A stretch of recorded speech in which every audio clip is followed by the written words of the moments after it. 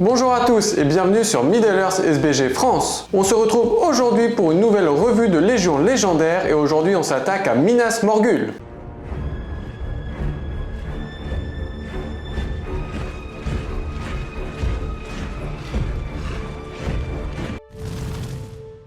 Pour monter cette Légion légendaire, il y a une règle additionnelle à prendre en compte.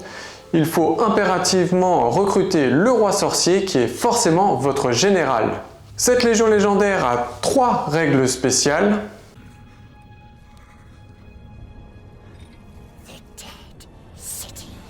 La première règle spéciale est donc la règle de la cité morte. En effet, tous les capitaines orques et tous les orques de cette légion légendaire ont la règle spéciale lame des morts. Cela veut dire que si ces figurines-là gagnent le combat, ils vont pouvoir taper sur la bravoure de votre adversaire au lieu de sa défense. Cela est donc un sacré boost pour blesser les figurines adverses.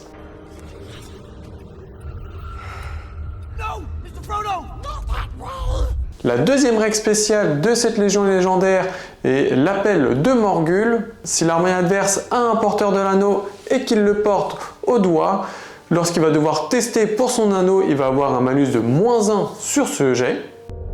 Sauron has yet to reveal his deadliest servant, the one who will lead Mordor's armies in war.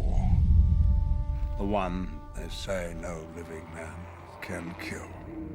Et la troisième règle spéciale de cette légion légendaire, le règne par la peur. Cela veut dire que tous les orques à moins de 3 pouces d'une figurine esprit va pouvoir réussir automatiquement tous les tests de bravoure pour charger un ennemi terrifiant.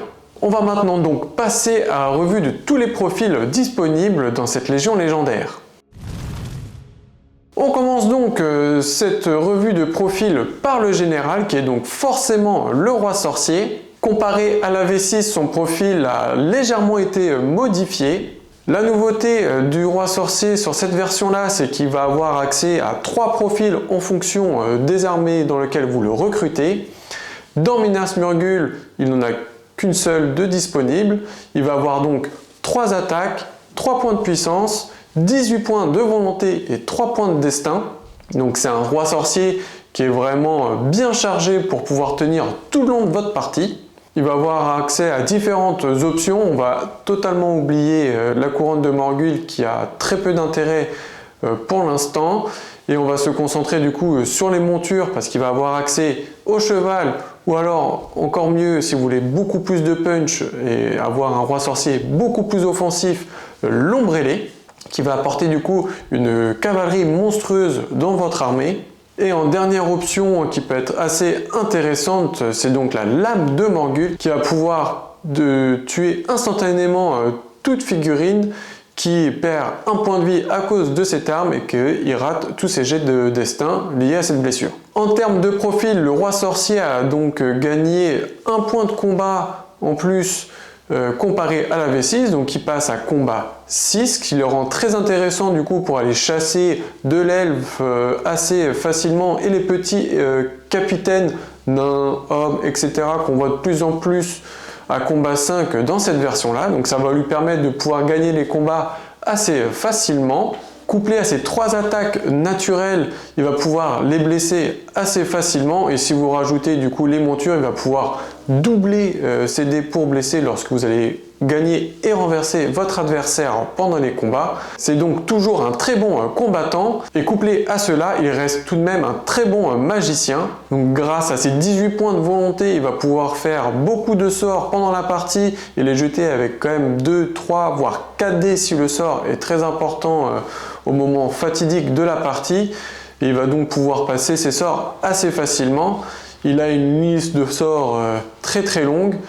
Comparé à la V6, il va perdre la volonté sapée qui a disparu du jeu, mais il va gagner l'âme enchantée qui va pouvoir lui permettre à lui ou à une figurine alliée de relancer ses jets pour blesser, pour maximiser l'impact au combat. Il est donc très polyvalent parce qu'il garde les sorts embêtants comme l'injonction, la paralysie pour empêcher les héros adverses soit de bouger, soit de s'activer.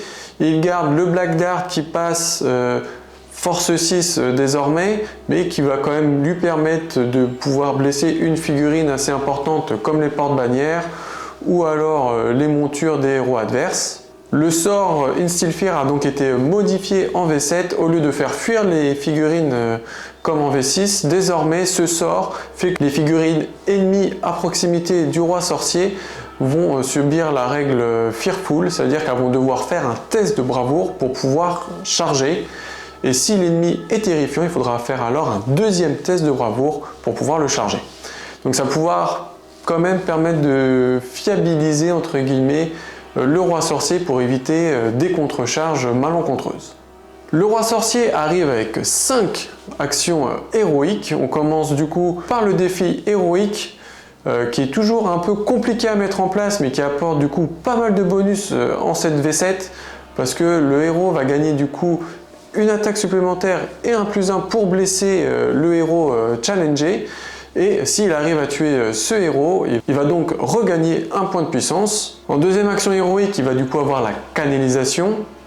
La canalisation a donc été changée parce qu'il n'y a plus de version canalisée des sorts en V7 et du coup la canalisation en V7 permet de passer le sort avec un 6 naturel et du coup de n'utiliser qu'un seul point de volonté pour le lancer. Il a ensuite la résistance héroïque pour permettre d'avoir un dé supplémentaire pour résister à la magie adverse. Bon, avec 18 points de volonté, lui n'en a pas besoin nécessairement, mais peut-être pour protéger les figurines autour de lui. Il a ensuite 2 actions héroïques vouées pour le combat, c'est-à-dire que la force héroïque, qui va lui permettre de multiplier par 2 sa force pour blesser encore plus facilement les ennemis adverses, et la frappe héroïque pour gagner un des 3 en valeur de combat supplémentaire. Et pour terminer la présentation de ce profil, il va avoir 3 règles spéciales.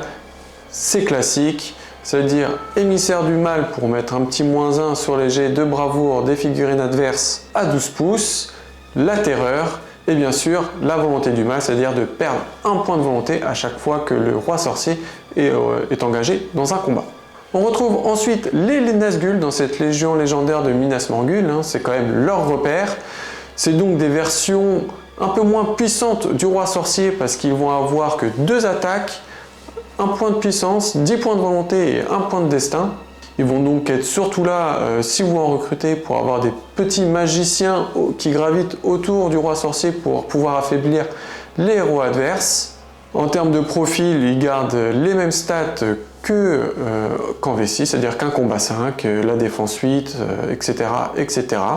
Ils vont être du coup quand même moins bons combattants que le roi sorcier, donc on va peut-être pas leur mettre d'ombrellé. Peut-être un cheval pour faciliter la magie et de dégager des lignes de vue assez facilement avec eux. En termes d'action héroïque, ils vont avoir accès qu'à la canalisation héroïque. Ils ont perdu la marche héroïque qu'ils avaient en V6, donc ce qui les rend quand même un peu moins intéressants à recruter en lieu et place d'un capitaine. Et après, ils gardent donc les règles usuelles des Nazgûl qu'on a vu avec le roi sorcier et ils ont tout un panel de sorts pour embêter les héros adverses. On retrouve ensuite le triptyque des héros orques du Mordor. On commence tout de suite par le capitaine orc classique qui garde du coup qui a qu'une seule version maintenant parce qu'il a forcément son petit bouclier avec lui. Il est tout simplement là pour apporter la marche héroïque à votre armée et apporter 2 points de puissance en plus dans votre phalange pour pouvoir faire des élans ou des marches comme je vous l'ai dit et garder la puissance du roi sorcier pour faire d'autres choses. Il a exactement le même profil qu'en V6. On retrouve ensuite le maître de discipline du Mordor qui est une bonne alternative également au capitaine et qui marche aussi bien également en tandem avec lui. Comparé au capitaine, il va perdre 1 point de puissance, donc il va avoir qu'un seul point de puissance sur son profil, avec également l'accès à la marche héroïque comme le capitaine, mais son intérêt réside dans sa règle spéciale. Il va pouvoir mettre un petit coup de fouet lorsque vos héros à proximité de ce maître de discipline vont déclarer un élan, une marche ou un tir héroïque. Sur un 4+, cette action héroïque est gratuite. Pour terminer ce triptyque, on a donc le tambour orc du Mordor qui lui permet d'apporter pendant la phase de mouvement, au moment où vous déclarez les actions héroïques, de battre la cadence et de pouvoir faire une marche héroïque gratuite avec lui. Et au lieu que ça se fasse à 6 pas autour de lui, ça va être sur un rayon de 12 pas, donc c'est vraiment énorme. Mais cela ne concerne que les figurines avec le mot-clé Orc Mordor. Et enfin, pour terminer le choix de héros de cette légion légendaire, on termine par le capitaine Orc du Moranon. C'est donc une version beaucoup plus agressive que du capitaine Orc du Mordor, parce que il va quand même gagner un point de force supplémentaire, donc il va passer à force 5, et il va être aussi plus résistant parce qu'il va avoir une armure lourde, et vous pouvez prendre en option le bouclier pour passer à défense 7 et donc se prémunir des forces 4 adverses. Il apporte également la marche héroïque, mais il a une petite règle spéciale qui peut le rendre très intéressant en fonction des adversaires que vous affrontez. En effet, s'il affronte une figurine qui est de la race humaine, il va pouvoir gagner +1 sur sa valeur de combat, et là avoir un capitaine qui passe à combat 5 face au combat 4 généralisé chez les humains, c'est quand même très intéressant. On va maintenant pouvoir passer au profil de guerrier disponible dans cette légion-là. Il va avoir du coup 2 troupes de base qu'on va retrouver en grand nombre dans cette légion-là. On va d'abord commencer par le plus intéressant, ceux qui vont bénéficier le plus des bonus de cette légion légendaire. Ça va être donc l'orc de base du Mordor. C'est une figurine du coup qui coûte vraiment pas cher, parce qu'avec son option d'équipement, elle va passer à 6 points pour un profil du coup très médiocre, et du coup qui va être sublimé par le bonus d'armée, parce qu'ils vont pouvoir blesser sur la bravoure de votre adversaire. Pour prendre un exemple d'une figurine humaine, elles vont avoir une bravoure à 7+, et du coup pour pouvoir blesser avec sa lame des morts cette bravoure, on fait une soustraction en partant de 10, donc ça fait 10 moins 7 égale 3, c'est-à-dire qu'il se retrouve avec une défense de 3 face à la lame des morts des orques.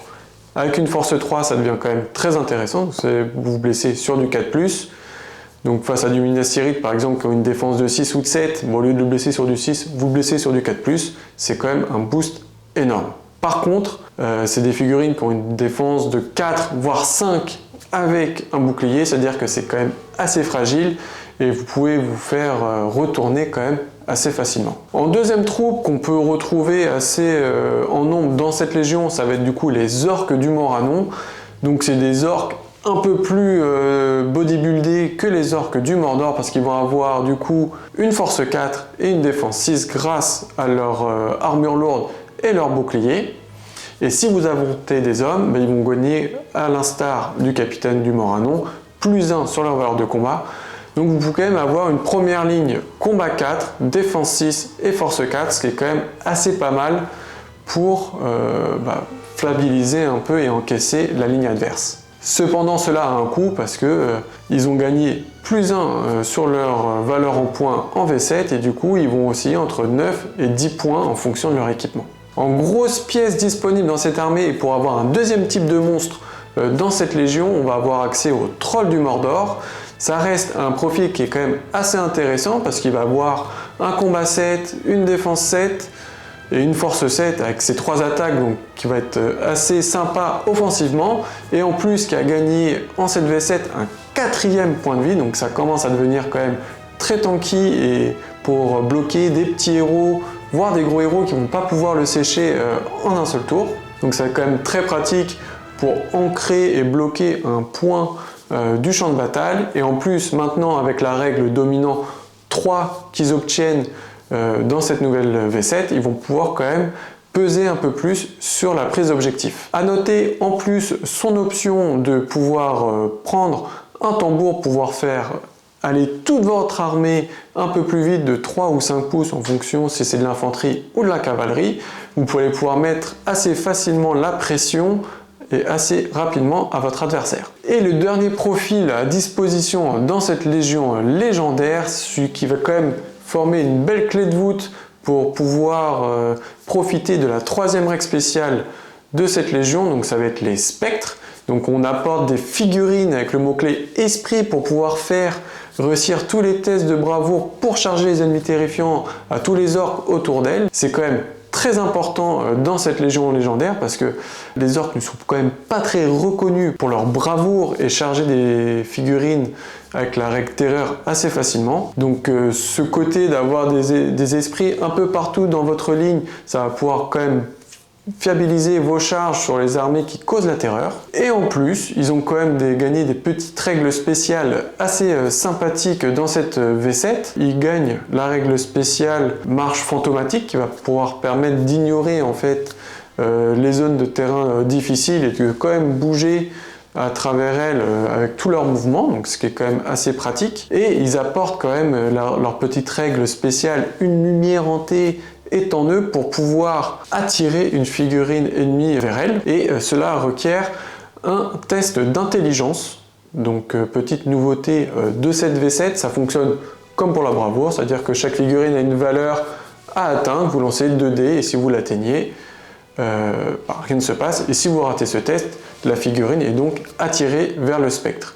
A noter que cette figurine ne pourra pas charger de figurines, hormis si c'est le spectre qui a portée de charge de cette figurine. Donc pour pouvoir désorganiser la ligne adverse, permettre des combats héroïques avec vos héros, dont le roi sorcier c'est une ombrellée pour pouvoir le catapulter à droite ou à gauche sur la ligne ennemie, c'est quand même assez intéressant comme outil, en plus des petites bulles de sang peur pour pouvoir charger la terreur. On a donc fini la revue de tous les profils disponibles dans cette Légion légendaire. Vous allez du coup remarquer que cette Légion légendaire, comme elle n'a pas accès à de gros héros, ça va être plutôt une armée qui va être assez populeuse sur table et on va avoir un gros marteau avec le roi sorcier pour pouvoir enfoncer les points clés et tuer les figurines clés de votre adversaire. Que ce soit des bannières, des généraux, récupérer un objectif assez éloigné parce qu'avec son vol, elle va pouvoir aller le chercher assez facilement. Et on va essayer de créer tout autour de ce roi sorcier une masse d'orques pour pouvoir engluer son adversaire, le grignoter avec soit la force 4 des Morannon, soit la lame des morts des guerriers orques. Tout ça soutenu par des petits capitaines orques et un petit taskmaster ou un tambour en fonction de ce que vous souhaitez. Le troll dans cette légion légendaire, malheureusement, il va pas trop synergiser avec le reste. C'est une pièce qui reste quand même assez coûteuse dans cette armée. Cela va coûter facilement une dizaine d'orques dans votre armée. Et comme vous n'avez pas une défense qui est quand même géniale, il vaut quand même miser sur le nombre pour pouvoir faire une différence et garder du coup l'impact monstrueux avec le roi sorcier si vous voulez prendre une ombrellée avec lui. Je pense qu'il va avoir à peu près 2 optiques sur cette légion légendaire. La première optique va être du coup de jouer le roi sorcier soit sur ombrellée, soit sur cheval si vous voulez prendre moins de risques avec lui, et de mettre ensuite que des capitaines et que des guerriers orques pour vraiment faire une grosse masse populeuse et d'avoir le plus de figurines possible pour pouvoir, comme je vous l'ai dit, encercler votre adversaire. Même si vous prenez la mort parce que vous avez que de la défense 5 ou 4, vous allez infliger quand même pas mal de dégâts à votre adversaire grâce à la lame des morts. Il y aura peut-être une deuxième optique, qui, je ne sais pas si elle est aussi efficace que la première, c'est peut-être de mettre une première ligne de Morannon devant vos orques pour pouvoir gagner une force 4 qui blesse quand même assez relativement bien la défense 6, puisqu'elle va blesser sur du 5+, au lieu de 6 de la force 3. Vous gagnez du coup une première ligne à défense 6 et vous pouvez donc tanker la force 3 adverse un peu plus sereinement qu'avec votre défense 5 de guerrier orc de base. Et pour terminer aussi un peu, je pense que l'ajout de 2 voire de 3 spectres est vraiment nécessaire dans cette légion pour pouvoir du coup avec le roi sorcier les éparpiller pour avoir toute votre ligne sous une bulle de sans peur pour pouvoir charger les ennemis terrifiants. En termes de faiblesse sur cette légion légendaire, c'est une légion qui encaisse très mal les armées qui vont avoir 2 voire 3 gros héros qui va pouvoir meuler la troupe assez facilement parce qu'il n'y a que le roi sorcier vraiment qui peut aller embêter les gros héros adverses par sa magie ou par le one-shot grâce à sa charge d'ombrellé et les attaques monstrueuses, etc., etc. Mais si l'armée adverse a plusieurs cibles, ça va être compliqué pour lui, pour votre général, de les gérer. Et en plus, comme c'est votre général, vous ne voulez pas non plus trop l'exposer pour éviter de le perdre et de donner les points à votre adversaire. Donc attention quand même, vous avez quand même les troupes qui sont que combat 3, voire 4 si vous prenez du Moranon et que vous affrontez de l'homme. Du coup, vous allez quand même perdre pas mal de combats pendant votre partie et du coup de donner la possibilité à votre adversaire de vous infliger du dégât. On vient donc de terminer cette revue de la Légion légendaire de Minas Morgul. Je vous laisse tout de suite après un exemple d'armée de 600 points qui est possible de jouer avec cette Légion qui vous permet quand même de faire beaucoup de choses dans le jeu. Si vous avez aimé cette vidéo, n'hésitez pas à la liker, à la partager et à vous abonner à la chaîne. Ça donne beaucoup de motivation pour continuer à faire des vidéos pour vous. Et moi, je vous dis à la prochaine. Salut!